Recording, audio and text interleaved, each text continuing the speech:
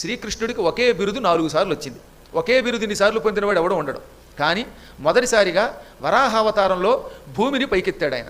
వరాహావతారంలో భూమిని పైకెత్తగానే గో అంటే భూమి, భూమికి గాం విందతి అంటే భూమికి ఆనందం కలగజేశాడు కనుక గోవింద అని బ్రహ్మదేవుడు మొదటిసారి ఆయనకి ఆ బిరుదు ఇచ్చాడు.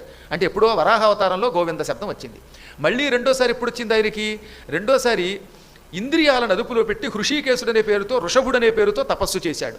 తపస్సు చేసినప్పుడు అబ్బా ఇంద్రియాలకి బ్రహ్మానందం కలిగించావు, నువ్వు గోవిందుడివి అని మళ్ళీ సనక సనందనాదులు అన్నారు.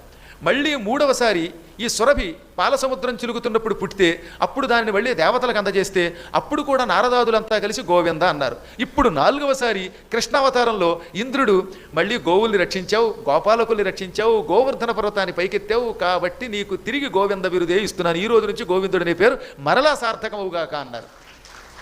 ఒకే పేరు 4 సార్లు ఆయన బిరుదుగా పొందాడు. సాధారణంగా అభినవ సుఖ అని ఒకసారి బిరుదు ఇస్తే మళ్ళీ ఇంకోసారి ఇవ్వడం, కానీ ఆయనకు అలాగే 4 సార్లు అదే బిరుదు ఇచ్చారట. ఈ విధంగా గోవిందుడు అని ఆ పుండరీకాక్షుణ్ణి సాధు సంరక్షణుణ్ణి పిలిచి పూజించి ఆయన యొక్క ఆజ్ఞ స్వీకరించి వెళ్ళిపోయారు.